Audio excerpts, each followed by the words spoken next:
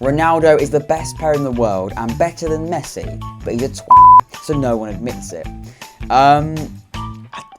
Is there something in that? Ryan Giggs' contribution to Manchester United is grossly overrated. The stats are simply awful.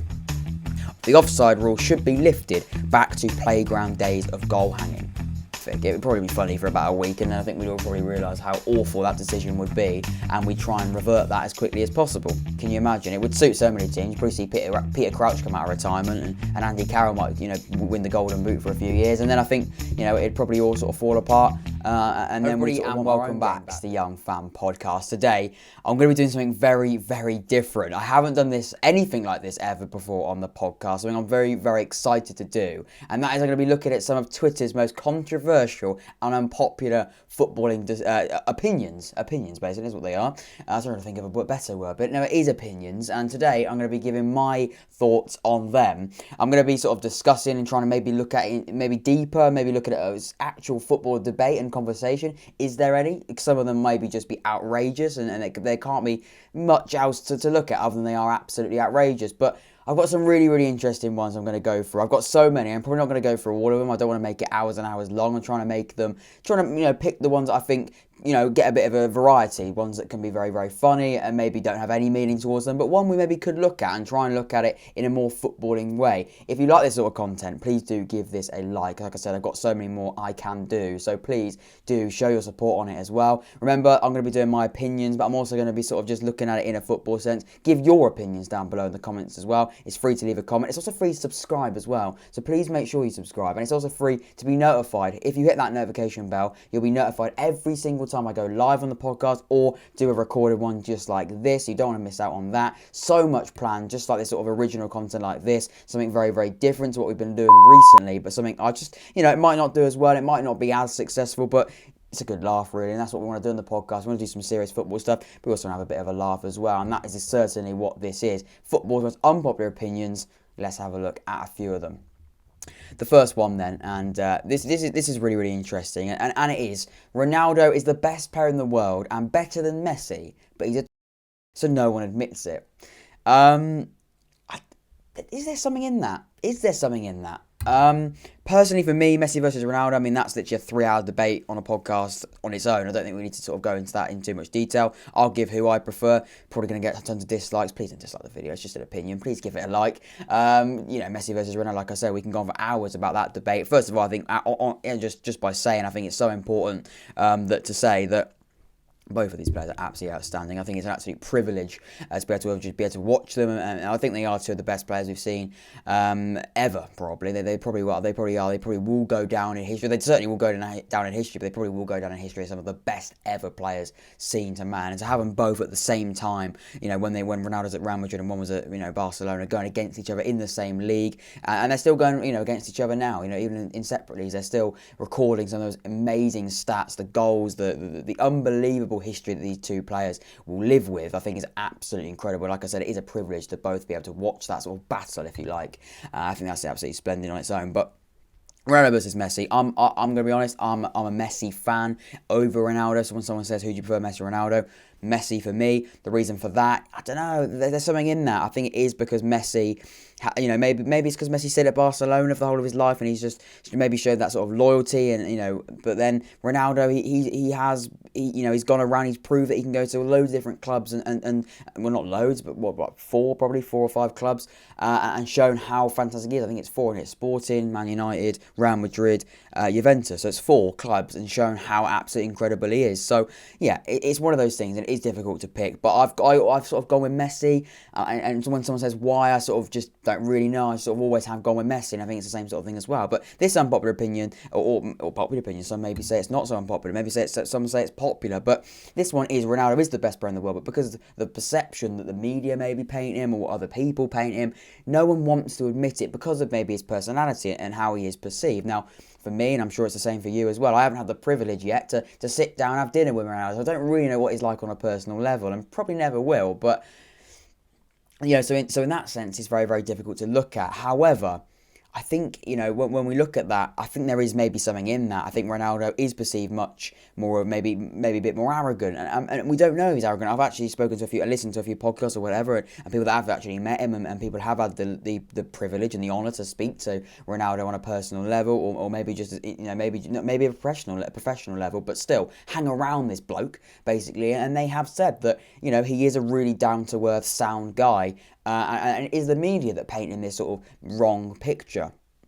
And we see this so many times where the media maybe perceive someone not their true self, which is very, very sad and very, very disappointing, but it unfortunately does happen.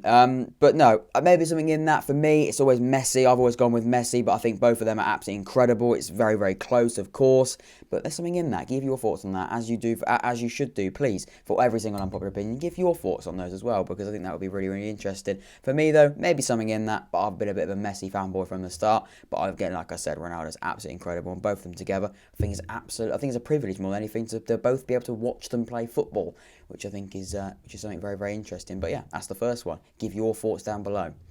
Next up then, and this one will cause havoc, I'm sure, and that is specifically with one group of fans, and that will be Manchester United fans, and that is Ryan Giggs' contribution to Manchester United is grossly overrated. The stats are simply awful.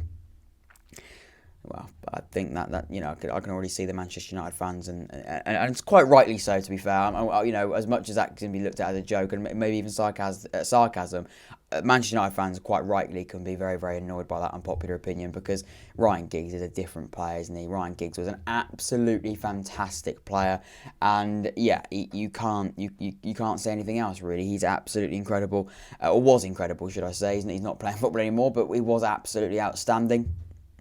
And stats maybe aren't the best words, and there'll be so many occasions where stats paint the wrong picture in a player and don't give maybe an accurate reading of what a player is actually like. And that's why I always say, when I do podcasts, before when I look at stats, I've just literally just recorded my League One Team of the Year based on stats. Hence why I'm wearing the same clothes. I do wash. This is literally just straight after that. I've just finished recording that, straight into this. And I was saying then, though that was mainly based on stats, I took stats really into consideration when doing that.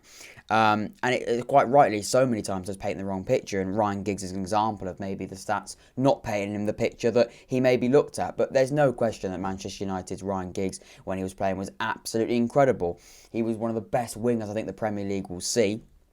And I sort of was lucky just to see the latter end of his United career, but to be honest, I thought he has been absolutely incredible, or was incredible for United, and he was so important in what was a great team. You look at the players he had around him, the Roy Keanes, the Paul Scholes, the Nevilles, the Schmeichels, so many others, so many that you can just name on the top of the head.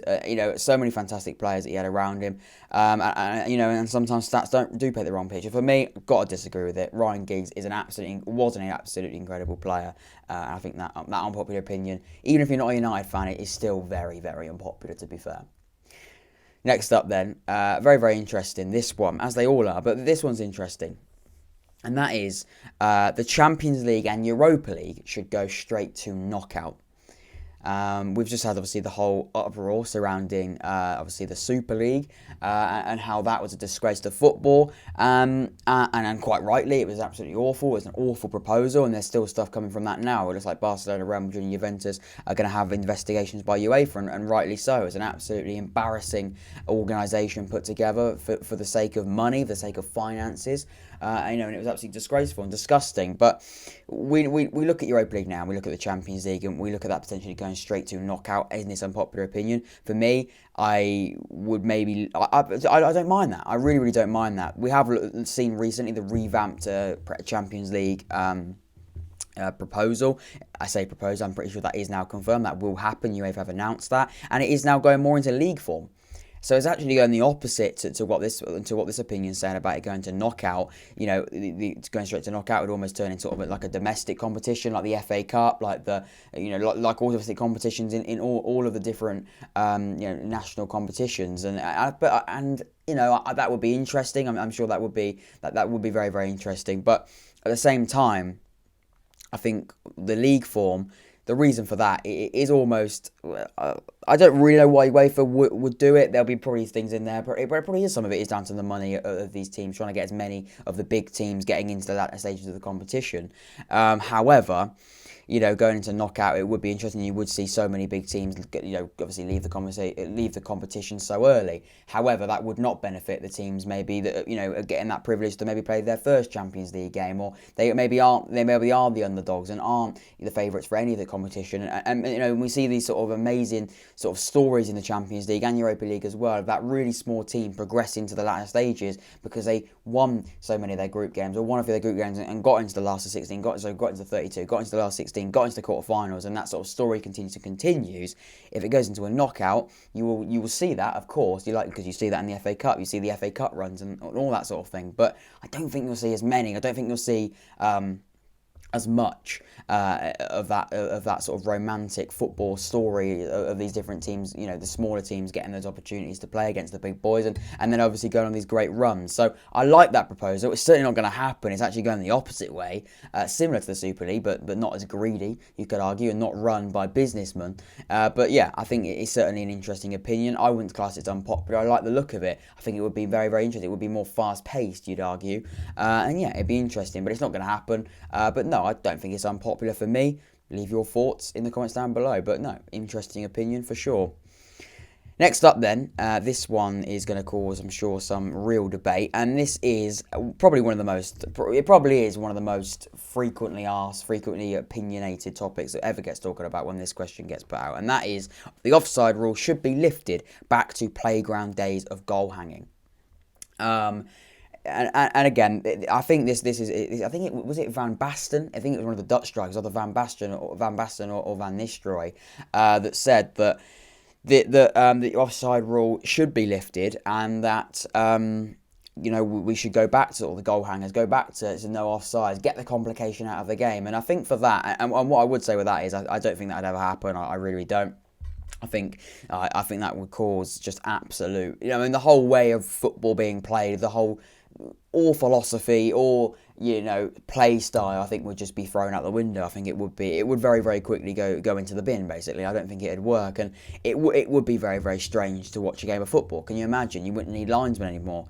Maybe they might have still linesmen for throw-ins and those sort of decisions, but you probably wouldn't need linesmen, to be fair, would you? You wouldn't need the offside rule be banished. You'd probably have to then get rid of VAR because, why worry about handballs if you're not going to worry about offsides, So maybe do still worry about handballs, but you know what I mean. It would be horrific. It would probably be funny for about a week, and then I think we'd all probably realise how awful that decision would be, and we try and revert that as quickly as possible. People probably will say that, and the reason why I think that's probably mentioned so many times is because people think that because this offside rule should be lifted is because we're worried and we're bored and we're frustrated with the fact that we see these goals being disallowed for coming off the toenail, coming off the eyebrow, coming off the nostril, with these offside decisions. And I think, that is frustrating. I think there will be changes in that needs to be done. However, I don't think the solving of coming off the toenail, I don't think that the solution to that is, let's ban the offside rule completely and let's abolish that, because there is so many other ways you can solve that, like changing the rules of VAR, like maybe changing the offside rule when looked at in VAR. Is it a clear and obvious decision? When if it's come off the eyebrow of someone, that's certainly not clear and obvious, so... Yeah, I think there's something to be done there. I understand maybe why that could be proposed, because people are frustrated by sort of that whole situation. But realistically, it's not going to happen. And realistically, I think that would be a very, very crazy thing to say. Like I said, and like I'll repeat again, I think it'd be funny for a few weeks, and then we'd all sort of go, we miss our old game, we miss our old football back.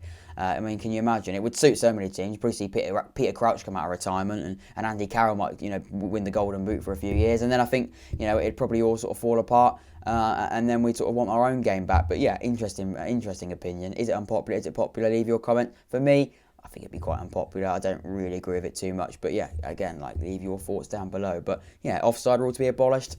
I don't think so. Next up then. I've got so many. I haven't really sort of thought in which order we'll go with. We'll go with this one.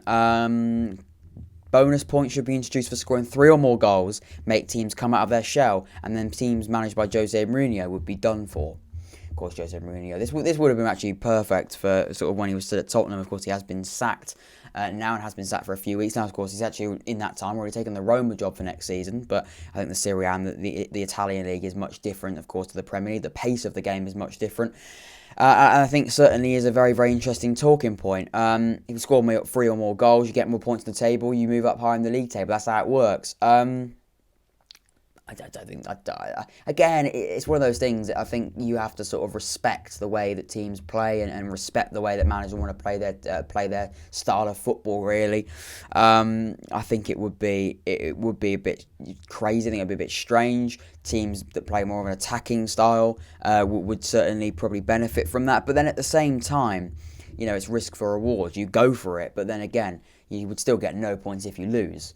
You don't, but then would you? So if you lose 4-3, you maybe still get a point because you scored 3 goals. It would be very, very confusing. It would be. Can you imagine a title race comes down to how many goals you score? Imagine, you need 4 points. You could still get it if you win 4-0. You can still get 4 points. The title race wouldn't be over on the final day. You're 3 points behind or 4 points behind or whatever. You've got a better goal difference. If you win the game by scoring them more than 3 goals, you just play a team of strikers and you win the league. Concede 8, but you scored 5, so you win the league based on bonus points for scoring goals. It would be crazy. It would be a bit, the FIFA have just introduced it. It's like no rules, King of the Hill or whatever it's called.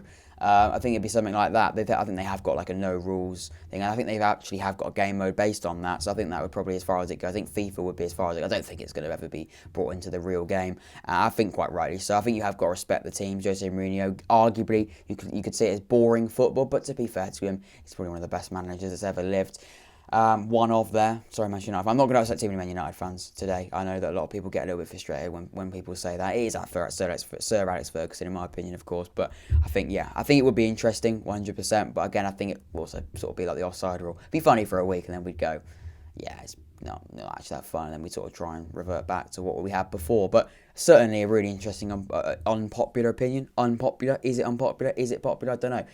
I'll leave you for that to see. But yeah, certainly something to think about. Again, leave your thoughts down below.